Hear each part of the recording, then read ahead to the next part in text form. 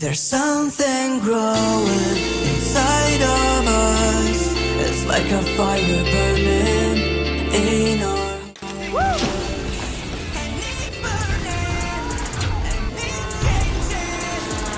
What we know, what we know.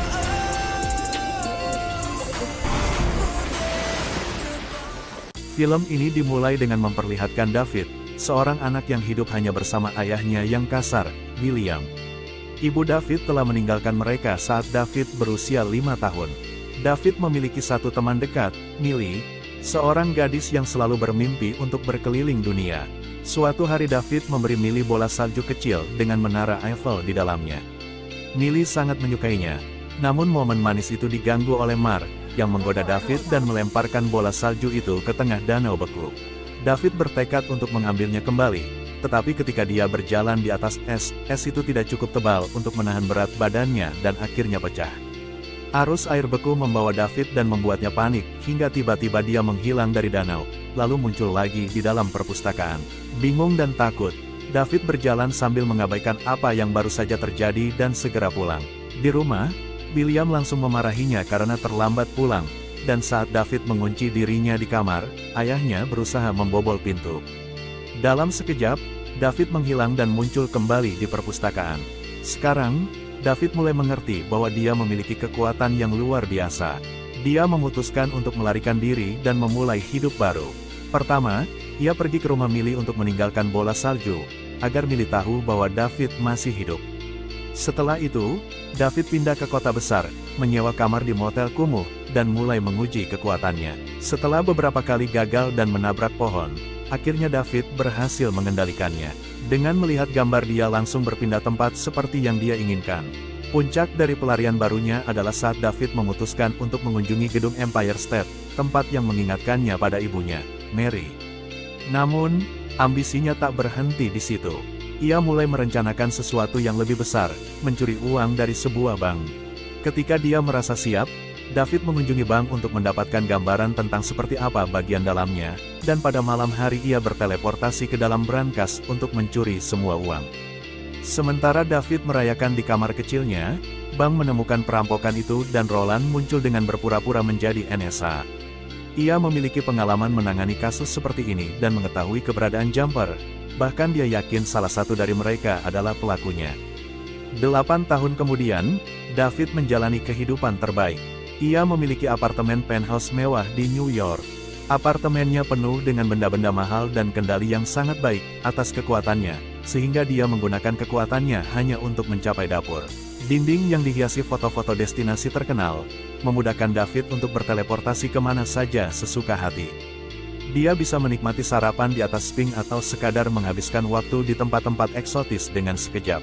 Suatu malam, dia tiba di London, masuk ke sebuah pub, dan dengan ceroboh teleport langsung ke bar untuk mengajak seorang gadis pergi. Kecerobohan ini menarik perhatian Griffin, namun David melanjutkan tanpa menyadari bahaya yang mengintai. Di tempat lain, seorang Jumper terjebak di tengah hutan tropis dalam perangkap jaring listrik buatan Roland dan anak buahnya, yang dikenal sebagai Paladin. Mereka memburu para Jumper dengan keyakinan bahwa mereka adalah kekejian yang harus diberantas. Tanpa ragu, Roland membunuh Jumper itu, dan bersamaan Roland menerima telepon yang memberi petunjuk tentang keberadaan David. Kembali ke apartemennya, David mendapati Roland sudah menunggunya. Tanpa basa-basi, Roland membawa pesan yang ditinggalkan David di brankas bank, yang pernah dia curi 8 tahun yang lalu. Ketegangan meningkat, David mencoba mengusir Roland, namun Roland membalas dengan memukulnya menggunakan tongkat penyetrum listrik 1000 volt, yang mencegah David untuk teleport lebih jauh dari beberapa kaki. Pertempuran sengit terjadi, dan akhirnya David berhasil teleport ke ruang tersembunyi di dalam dindingnya, memotong kabel tongkat Roland.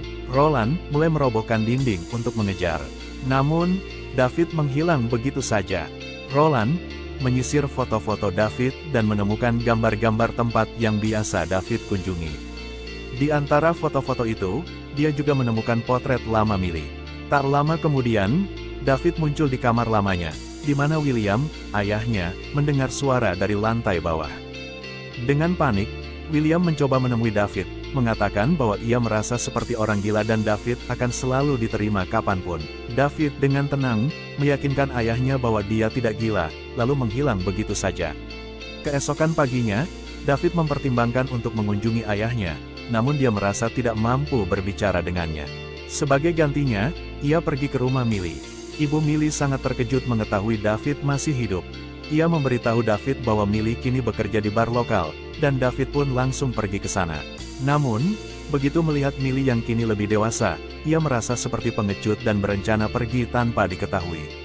Namun, ia menabrak Mark yang kini lebih tua, dan Mark segera mengenalinya, memulai percakapan yang dipenuhi amarah. Ledakan pertanyaan Mark menarik perhatian Millie, yang mengungkapkan bahwa dia sudah melihat David datang dan sedang menunggu untuk berbicara dengannya. Cemburu, Mark yang mencoba mendekati Millie, membuat David marah dan memukulnya. Hal ini memicu perkelahian di luar. David mendorong Mark melewati pagar dan memindahkannya saat tidak ada yang melihat.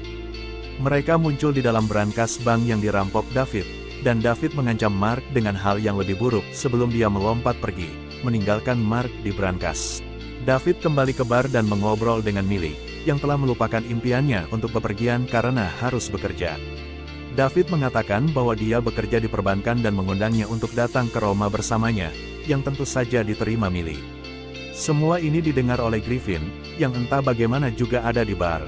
Sementara itu Roland tiba di kantor polisi dengan berpura-pura menjadi CIA dan meninju detektif itu saat dia tidak mempercayainya. Kemudian dia menginterogasi Mark, berjanji dia percaya cerita gila tentang teleportasi. Lega karena telah menemukan sekutu, Mark memberitahu Roland segalanya tentang David dan Millie. Roland segera memanggil anak buahnya untuk mengirim mereka ke Italia. David dan Millie tiba di Roma dan check-in di sebuah hotel yang sangat mewah. Millie mulai curiga dengan pekerjaan David yang sebenarnya, tetapi dia bersumpah bahwa dia tidak berbohong. Mereka berdua akhirnya meninggalkan hotel dan menikmati keindahan Roma, sementara Griffin memperhatikan mereka dari jauh. Ketika David dan Millie mencoba memasuki Colosseum, ternyata sudah ditutup untuk hari itu.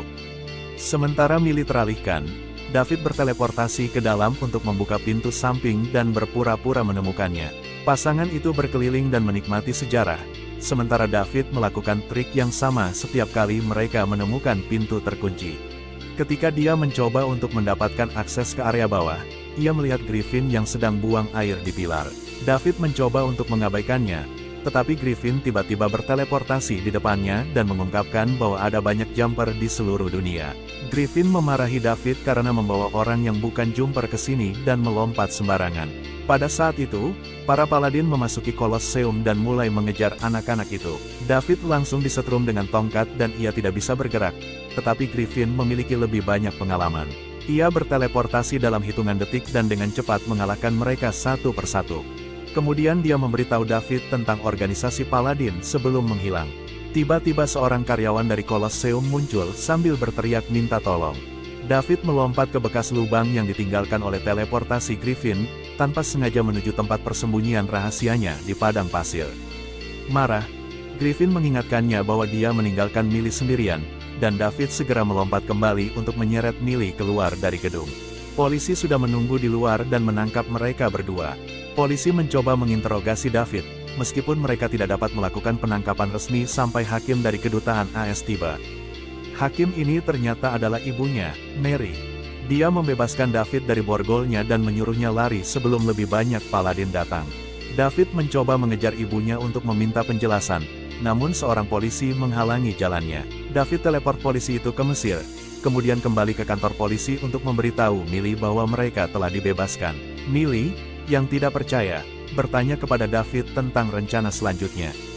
David memberikan semua uang yang dia bawa, namun tidak memberinya penjelasan apapun, hanya mengatakan bahwa mereka tidak bisa bersama lagi. Merasa dikhianati, Millie terbang kembali ke kampung halamannya sendirian. Sementara itu, tim Roland melaporkan bahwa mereka telah dikalahkan. Malam itu Roland mengunjungi William, ayah David. William berpura-pura tidak pernah melihat putranya selama 8 tahun. Meskipun William mengakui bahwa dia tahu keberadaan David, ia menegaskan bahwa ia tidak akan memberitahu polisi. Beberapa waktu setelah itu, David tiba di tempat persembunyian Griffin di padang pasir dan akhirnya mengetahui tujuan sebenarnya dari pertempuran ini. David terkejut saat Griffin menjelaskan bahwa Paladin telah ada selama berabad-abad dan bertanggung jawab atas peristiwa-peristiwa kelam dalam sejarah, mulai dari pengadilan penyihir hingga inkuisisi. Griffin memberitahu David bahwa jika mereka gagal menangkap Jumper, para Paladin akan menyerang orang-orang yang mereka cintai. Ini membuat David khawatir. Millie, yang sedang dalam penerbangan panjang, aman untuk sementara, jadi David berteleportasi pulang, dan menemukan William tewas tergeletak di lantai. David mencoba membawanya ke rumah sakit, namun tidak ada yang bisa dilakukan. Penuh amarah, David pergi ke kantor polisi untuk menemui Mark, yang akhirnya mengakui bahwa dia yang memberitahu Roland tentang kampung halaman mereka, termasuk perasaan David terhadap Millie. David menyadari bahwa ia harus menangkap Roland sebelum Millie tiba di AS, jadi ia berteleportasi ke tempat persembunyian Griffin untuk mencoba mencuri penelitian Paladin miliknya. Namun, Griffin menolaknya, menjelaskan bahwa Roland terlalu berbahaya. David kemudian berpikir mereka harus bekerja sama untuk mengalahkannya, tetapi Griffin menolak, lebih memilih bekerja sendirian. Meskipun David terus mendesaknya, Griffin tetap bersikeras tidak setuju dan akhirnya berteleportasi ke Tokyo untuk bersenang-senang, memperlihatkan trik teleportasi yang lebih berbahaya, seperti membuat mobil melompat di jalan. Akhirnya, setelah beberapa kali permintaan, Griffin setuju untuk bekerja sama, tapi hanya jika David tidak menghubunginya lagi. Mereka berdua berteleportasi ke bandara, namun sudah terlambat. Millie sudah mendarat dan pergi. David bergegas ke bar untuk mencari tahu, dan pelayan memberitahunya bahwa Roland juga sedang mencarinya. Dengan panik, David berteleportasi ke apartemen Millie dan merasa lega saat mengetahui bahwa dia aman. Ketika para Paladin semakin dekat, David tidak punya pilihan selain mengakui semuanya pada Millie. Dia berteleportasi untuk mengambil bola salju dari rak sebagai bukti, tapi ini justru membuat Millie takut. Ia mencoba melarikan diri, namun David memaksanya untuk pergi bersamanya ke tempat persembunyian Griffin. Tindakan ini memicu kemarahan Griffin, yang tahu bahwa para Paladin telah mengembangkan mesin yang bisa membuka lubang cacing di bekas teleportasi, yang berarti mereka bisa melacak dan menyerang kapan saja. Sementara itu, Roland dan anak buahnya tiba di apartemen Millie, memulai persis seperti yang dikhawatirkan Griffin. Mereka menggunakan teknologi Paladin untuk membuka lubang cacing dan melacak jejak teleportasi David dan Millie. Dalam ketegangan itu, anak-anak itu bersembunyi, sementara David memeriksa penelitian yang disembunyikan Griffin dan terkejut menemukan bahwa ibunya, Mary, ternyata juga seorang Paladin. Saat dia merenungkan kenyataan ini, Roland akhirnya muncul dan menangkap David dengan kabel listrik yang menyetrumnya. Griffin tiba tepat waktu dengan penyembur api dan mulai melawan Roland. Griffin berteleportasi ke kota untuk mengambil bus besar, yang dia gunakan untuk menabrak Roland. Meskipun Roland terluka, dia masih hidup dan kembali menyerang. Griffin memanfaatkan momen itu untuk menggunakan penyembur api sekali lagi, memaksa Roland mundur ke lubang cacing yang baru dibuka dan mengikuti Roland ke apartemen Millie. Di tengah kekacauan itu, Millie berusaha memotong kabel yang menahan David. Dia membuat David berjanji untuk meninggalkannya setelah membawanya pulang. Meskipun David bersedia, dia juga mengungkapkan bahwa Millie adalah satu-satunya cinta sejatinya sejak kecil. Namun, momen manis mereka terganggu ketika Griffin kembali dengan mesin Paladin yang berfungsi, meyakinkan mereka bahwa mereka tidak akan diikuti lagi. Namun Roland menggunakan bekas luka loncat yang ditinggalkan Griffin untuk meluncurkan Kyle dan menangkap Millie. Dia membawanya ke apartemen tepat sebelum bekas lubang itu menutup.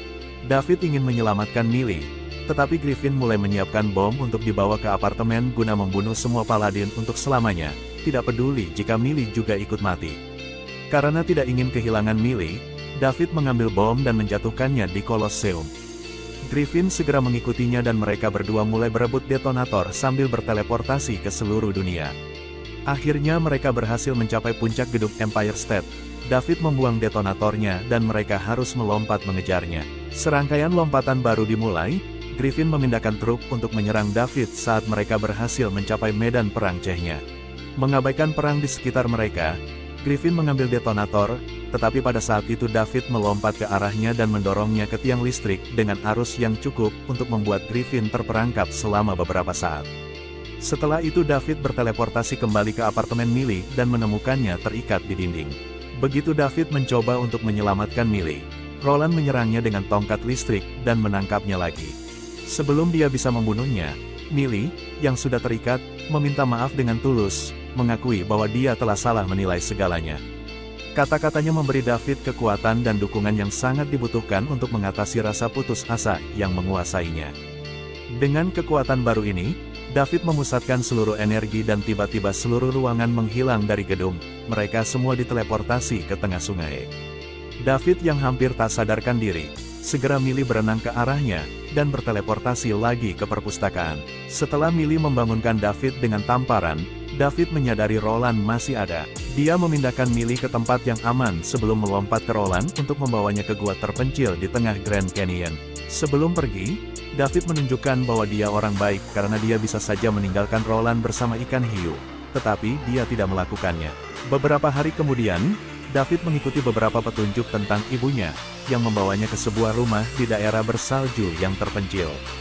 Di sana, ia akhirnya bertemu dengan Mary, ibunya, yang ternyata memiliki kehidupan baru.